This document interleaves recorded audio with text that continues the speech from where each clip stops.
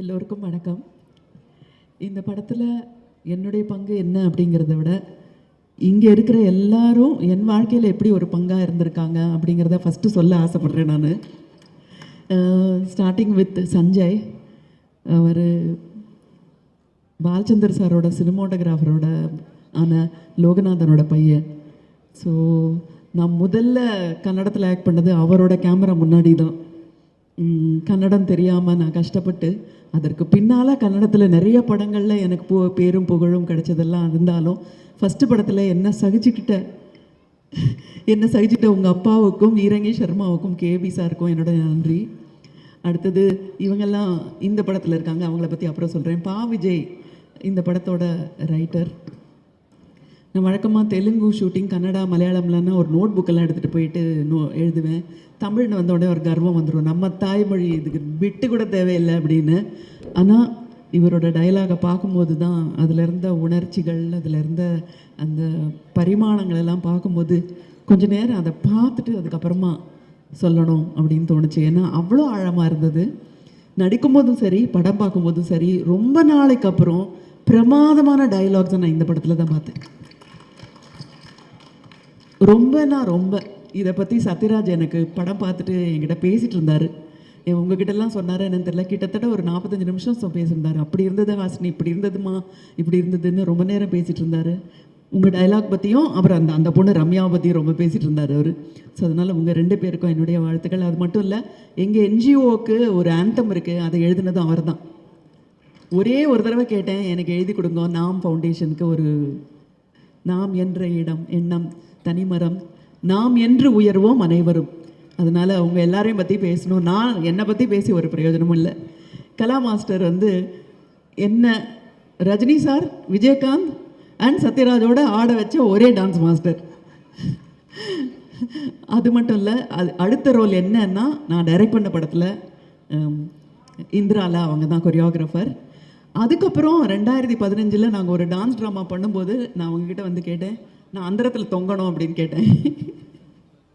எனக்கு அப்போ கிட்டத்தட்ட 55 வயசு இருக்குன்னு நினைக்கிறேன். 55 வயசில் என்னை அந்தரத்தில் தொங்க விட்டு என்னோடய சேஃப்டி, அது மட்டும் இல்லை, அவங்கள்ட்ட இருக்கிற நல்ல குணத்தை நான் சொல்லணும். சினிமா இண்டஸ்ட்ரியில் இந்த டான்ஸ் ட்ராமா அப்படின்றப்போ பட்ஜெட் பெருசாக இருக்காது. அதனால் நாங்கள் 4 டான்சர்ஸ் போகிறதுக்கே பட்ஜெட் இருக்காது ஃப்ளைட்டில்.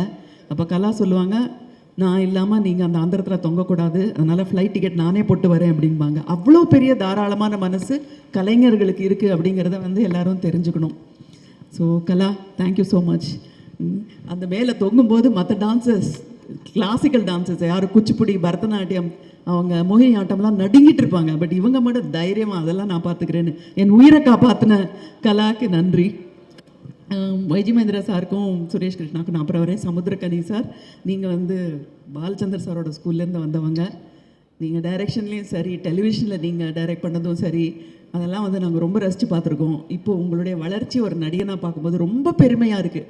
ஏன்னா யோசிக்கிற நடிகர்கள் இருக்கும்போது அவங்கள பார்க்குறதே ஒரு சுகம்தான். நாங்கள் சொல்லுவோம் கார்ட்போர்ட் ஹீரோஸ்னு. கார்ட்போர்ட் ஹீரோஸ் கிடையாது, எல்லா பரிமாணமும் இருக்கிற ஒரு திங்கிங் ஆக்டராக நீங்கள் இருக்கிறது எனக்கு ரொம்ப சந்தோஷம். தேவா சார், ஆசையில் உங்களோட சாங்ஸை மறக்கவே முடியாது. எங்களோட ப்ரொடக்ஷன் ஒரு ஒரு ஒரு வித்தியாசமான ஒரு ஒரு டைமென்ஷன் உங்களோட பாடல்களில் அந்த படத்தில் இருந்தது. அது ரொம்ப சந்தோஷப்பட்டோம். அது மட்டும் இல்லை, அமிர்தவர்ஷினி அப்படிங்கிற கன்னட படத்தில் அவரோட பாடல்களை கேட்கணும். அதில் நானும் ரமேஷ் அரவிந்தன், சரத்பாபு ஆக்ட் பண்ணோம். ஒரு பாட்டும் மணியாக இருக்கும்.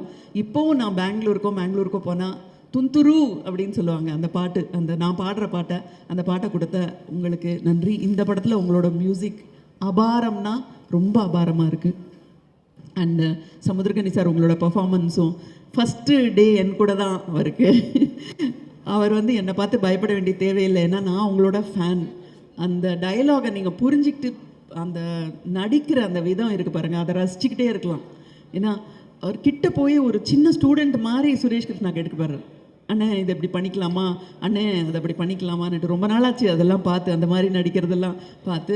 அண்ட் இந்த படத்தில் நான் படம் பார்த்துட்டதுனால சொல்கிறேன், அதில் ரொம்ப ஒரு 1, 2, 3rd பர்சன் ஹூ அப்படியே ஆம்னி ப்ரெசண்ட்டாக இருக்கிறது நீங்கள் தான் இந்த படத்தில்.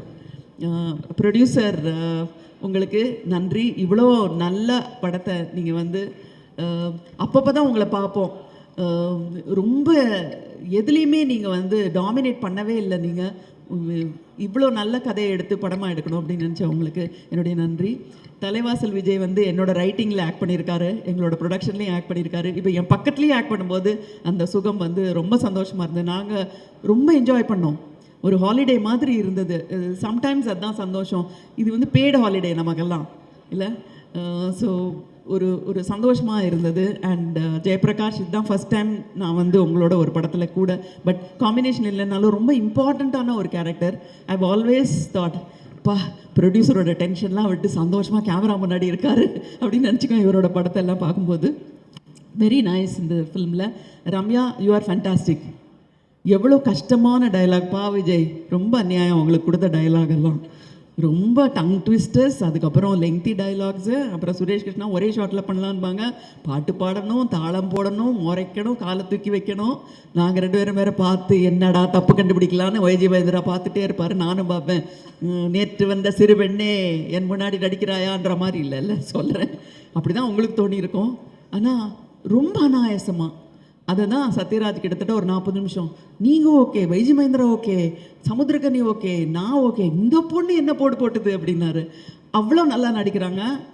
எவ்வளோ நாளாச்சு சுத்தமான தமிழ் பேசி, ஸ்பஷ்டமான மொழி பேசி, அந்த லாங்குவேஜில் ஒரு கமாண்டும் இருந்து நல்லா நடிக்கிற ஒரு தமிழ் பெண்ணை பார்த்து ரொம்ப ரொம்ப ரொம்ப ரொம்ப சந்தோஷம். So to all the other people also my thank you. நீங்களாம் இல்லைன்னா இந்த படம் நடந்தே இருக்காதுன்னு சொன்னாங்க. உங்களுக்கு என்னுடைய நன்றி. And coming to Suresh Krishna, ரொம்ப சுகமான அனுபவமாக இருந்தது அவர் கூட ஒர்க் பண்ணுறது. அவர் வந்து சிந்து பைரவியில் அசிஸ்டன்ட் டைரக்டர். இப்போ பாலச்சந்தர்கிட்ட நாங்கள் வாங்கியிருக்கிற எங்களை வந்து நல்லா கசரத்து வாங்கிறதெல்லாம் பார்த்தார் அவர். ஆனால் எல்லாத்தையும் விட இன்றைக்கும் அந்த படம் வந்து பேசப்படுது அப்படிங்கிறது எங்களுக்கு வந்து ஒரு பெருமையான விஷயமா இருக்குது. அந்த படம் படும்போது நாங்கள் வந்து உண்மையாக, சின்சியராக, அண்டு அவர் சொன்ன மாதிரி நேரத்துக்கு தவறாமல் வந்தோம். அதில் ஒரு விஷயம் நான் wanted to share. Prem Nazir வந்து அப்போது ஜூரியில் சேர்மனாக இருந்தார். அதில் அவர் என்ன சொன்னார்னா, ஒரு பர்டிகுலர் ஷாட்டுமா, அந்த ஷாட்டுக்காக தான் உனக்கு நேஷ்னல் அவார்டு கொடுத்தோம், இன்னொன்று உன்னுடைய குரல் அந்த மாடுலேஷனுக்காக கொடுத்தோம், டப்பிங் இல்லையம்மா அப்படின்னு கேட்டார். இல்லை சார், டப்பிங்லால நான் தமிழ் பொண்ணு, எப்படி டப்பிங் இருக்கும் இல்லைன்னு. அந்த ஷாட்டு சுரேஷ்க்கு தெரியும். நான் ஊரில் இல்லை, வந்தனாங்கிற கன்னடா படத்துக்காக போயிட்டேன். ஸோ எல்லாத்தையும் முடிச்சுட்டு ராத்திரி 12 மணிக்கு வந்தேன். அப்போ எடுத்த ஷாட்டு. அதில் பாதி நேரம் நம்ம பாதி தூக்கத்துலேயே இருந்தோம். ஆனால் அதுக்கு வந்து நேஷ்னல் அவார்டு கொடுத்தாங்க அப்படின்னு ஒருத்தர் சொல்லும்போது, நேஷ்னல் அவார்டு அப்படிங்கிறது நிறைய பேரோட சின்சியாரிட்டிக்காக கொடுத்தாங்க அப்படின்னு தான் நினைக்கணும். அண்ட் YGM எங்கள் சித்தப்பாவோட நெடுநாளைய நண்பர் அவர். நான் வந்து ரொம்ப long standing friend of Kamal. அதாவது கமலோட ஹியூமருக்கு அதோட ஜாஸ்தி எதாவது பண்ண முடியும்னா இவர் தான். அவ்வளோ சேலஞ்சிங்காக இருக்கும். நான் என்னோட பசுமையான, சின்ன வயசில் சொல்லக்கூடாது, அதனால பசுமையான நாட்களில் வந்து அவங்க 2 பேரோட ஒரே நாடலில் பக்கத்தில் இருந்து ரசிச்சிருக்கேன். ரொம்ப லாங் லாஸ்டிங் ஃப்ரெண்டு. எத்தனை வருஷம் ரிலேஷன்ஷிப் நம்மளோடது. நான் என்ன கேட்டாலும் செஞ்சுருக்காரு. எப்போ கேட்டாலும் என்ன கேட்டாலும் YGM ஒன்லி திங் அவர் ப்ளே வந்து பார்த்துடணும், அது மட்டும் விட்டுறக்கூடாது. அது ஃபஸ்ட்டு 10 ஸ்டேஜ் பண்ணுறதுக்குள்ளே வந்து பார்க்கணும், இல்லைனா கோந்துடும். என்ன நீ எப்போ கேட்டாலும் இங்கே இருக்க, ஹைதராபாத் போயிருக்கேன், அங்கே போகிறேன், ஒழுங்காக என் பிள்ளையை வந்து பாருன்னு. நான் அந்த சாரு கேசியை 2 தடவை பார்த்துருக்கேன். ஒரு தடவை எங்கள் அப்பா அம்மாவோட பார்த்தேன், இன்னொரு தடவை மணியோட பார்த்தேன். அப்போ வந்து எனக்கு ஒன்றும் தெரியவே தெரியாது, இதில் நம்மளோட பங்கு ஏதோ இருக்க போகுது அப்படிங்கிற ஒரு ஐடியாவே கிடையாது எனக்கு. 2015 நான் வந்து ஃபோன் பண்ணேன் YGMக்கு. நான் ப்ளே டைரக்ட் பண்ண போகிறேன்னு அவர்கிட்ட வந்து தைரியமாக கேட்டேன். கொல்லப்புடி ஃபவுண்டேஷனுக்காக அவர் என்ன ஒரு ப்ளே நீங்களே டைரக்ட் பண்ணணுன்னு. எனக்கு அது ப்ளேயெல்லாம் எப்படி டைரக்ட் பண்ணணும், எழுதணும் ஒன்றும் தெரியாது. பட் அவர்கிட்ட கேட்ட உடனே ஒரு ஈகோ கிடையாது. இவர் ஜாம்பவான். இது மேடை உலக பொறுத்த வரைக்கும் ஒரே ஒரு யோசிச்சு நான் நாளைக்கு சொல்கிறேன்னு கூட சொல்லலை. அவர் பண்ணலாமா அப்படின்னாரு. ஸோ ஒரு ப்ளே எழுதி அதில் வந்து சாருஹாசன் அண்ட் சுஹாசினியா நீங்களும் மதுவந்தியும் நடிக்கணும் அப்படின்னு சொல்லி கேட்டேன். மதுவந்தியும் ரிஹர்ஸ் பண்ணாங்க, இவரும் ரிஹர்ஸ் பண்ணார். பட் 2 பேருக்கு இருக்கிற டிஃப்ரென்ஸு அவளை குறை சொல்லலை. பட் இவரோட சின்சியாரிட்டி வாஸ் அமேசிங். அமேசிங்னா அமேசிங். ஃபுல், அதுவும் இங்கிலீஷில் வேறு. நீ சார் உனக்கு ஒன்று தெரியுமாம்மா, நான் இத்தனை வருஷத்தில் இங்கிலீஷில் ட்ராமாவே ஆக்ட் பண்ணதில்லை அப்படின்னாரு. தமிழில் தான் பண்ணியிருக்கேன்னா இங்கிலீஷில் அப்படின்னோடனே எனக்கே ஆச்சரியமாக இருந்தது. இங்கிலீஷ் பிளேயில் பண்ணலையா, மெட்ராஸ் பிளேயர்ஸில் நீங்கள் ஆக்ட் பண்ணலையா, வேறு தியேட்டரில் ஆக்ட் பண்ணலையா, இங்கிலீஷில் பண்ணவே இல்லையாண்ணா? இல்லை, இதுதான் ஃபஸ்ட் டைம்.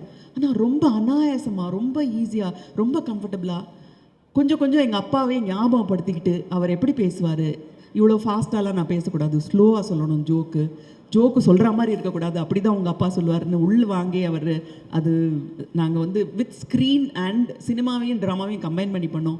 ரொம்ப ரொம்ப ரொம்ப ரொம்ப அழகாக பண்ணி கொடுத்ததுக்கு நான் இவ்வளோ நாள் நன்றி சொல்லியிருக்கேனான்னு தெரில. இந்த மேடையில் நான் உங்களுக்கு வந்து ஒரு பெரிய நன்றி சொல்லணும். ஒரு கலைஞனோட அந்த சின்சியாரிட்டியை பார்க்கும்போது நமக்கு கிடைக்கிற சந்தோஷம் வேறு எதுலேயுமே கிடைக்காது. ஸோ அப்படிப்பட்ட வைஜிஎம் வந்து எனக்கு ஃபோன் பண்ணி பார்க் ஹயட்டில் அப்போ தான் வந்து தெலுங்கு டைலாக் படிச்சுட்ருக்கேன். அடுத்த நாள் காலையில் ஜட்ஜு இவ்வளோ பெரிய வண்டி பெருசாக பேசணும் படிச்சுட்டு இருக்கும்போது ஒரு ஃபோன் வந்தது. அப்போ சொன்னார், ஹாசினி குயிக்காக முடிச்சிடுறேன், ஏன்னா நீ பிஸியாக இருப்பேன்னு நினைக்கிறேன், சாரு கேசியை வந்து நாங்கள் படமாக எடுக்க போகிறோம், சுரேஷ் கிருஷ்ணா டைரக்ட் பண்ணுறாரு, அந்த பாக்யம்ன்ற ஒய்ஃப் கேரக்டரை நீ நடிக்கணும் அப்படின்னாரு. எனக்கு ஒரு நிமிஷம் அதில் ஃபுல்லாக அங்கிங்கனாதபடி எங்கும் வியாபித்திருந்தது இவர் தானே, மற்ற கேரக்டர்லாம் எனக்கு ஒன்றும் ஞாபகமே வரலையே, இதில் எந்த கேரக்டர் போட சொல்கிறாருன்னு எனக்கு தெரியல. ஆனால் அவர் கேட்ட உடனே நான் வந்து சரின்னு தான் சொன்னேன். ஏன்னா எனக்கு நோ சொல்லாத வைஜிஎம்முக்கு நான் எப்படி யோசிக்கிறேன்னு சொல்லலாம், அது எப்படி வந்து அது வந்து தர்மமே இல்லை.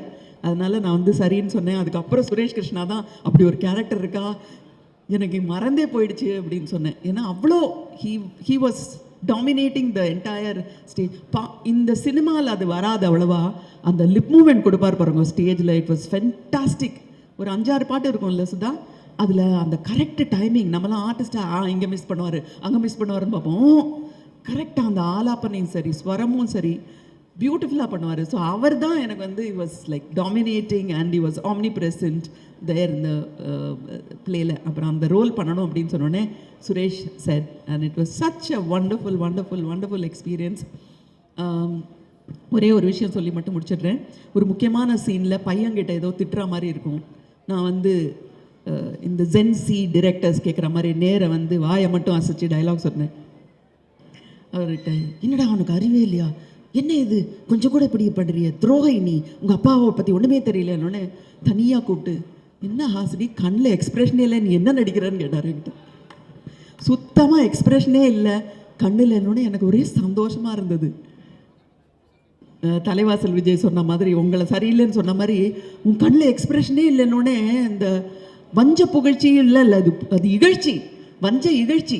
அந்த வஞ்ச இகழ்ச்சிக்கு சந்தோஷம் வந்தது. ஏன்னா இப்போல்லாம் அந்த ஃபேன் பாய் மூமெண்ட்னு சொல்லிட்டு இருக்காங்க, அது ஆக்சுவலி நடக்குதுன்னு தான் ஷூட்டிங்கில். ஃபஸ்ட்டு வந்தோடனே நான் உங்களோட பெரிய ஃபேன் மேடம்னு டைரக்டர் சொன்னால் அப்போவே நான் கீழே விழுந்தேன். ஐயையோ போச்சு, இங்கே இந்த படத்தில் வந்து நமக்கு சேலஞ்சிங்காக ஒன்றும் இருக்கிறது இல்லை, உங்களோட அந்த படம் பார்த்தேன் இந்த படம் பார்த்தேன், நிச்சயமாக நீ எங்கள் படத்தில் இருக்கணும்னு. அப்போ கேரக்டருக்கு நான் சரியில்லையா, நீ வெறும் ஃபேன் தானா அவ்வளோதானா அப்படின்லாம் தோணும்.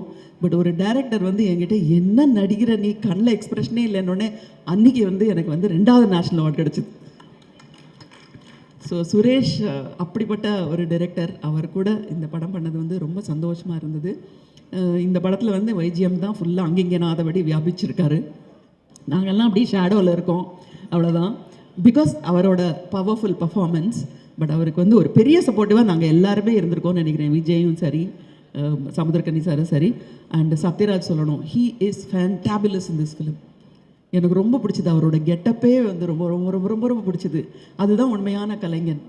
ஒரு கேரக்டரை எடுத்துக்கிட்டு அதுக்கு எப்படி இருக்கணும் அப்படின்னு சொல்லி கேட்டு, இப்போ இன்ஃபேக்ட் சுரேஷ் கேட்டார் ஏதாவது ஒரு மேக்கப் பர்சனை சொல்லி எனக்கு ஒரு அந்த பர்டிகுலர் லுக்குக்கான எக்யூப்மெண்ட்லாம் வேணும்னு. so happy to see his performance also. ரொம்ப நல்லா இருந்தது.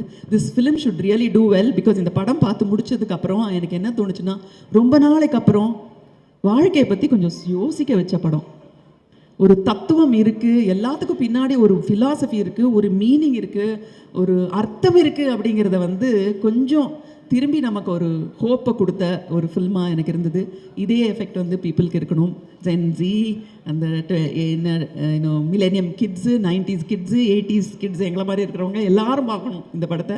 ஐ hope this film is a huge success for all the sincerity of all these people. Wishing you all the very best and thank you. என்ன இதில் ஒரு பாகமாக எனக்கு ஒரு வாய்ப்பு கொடுத்ததுக்கு நன்றி.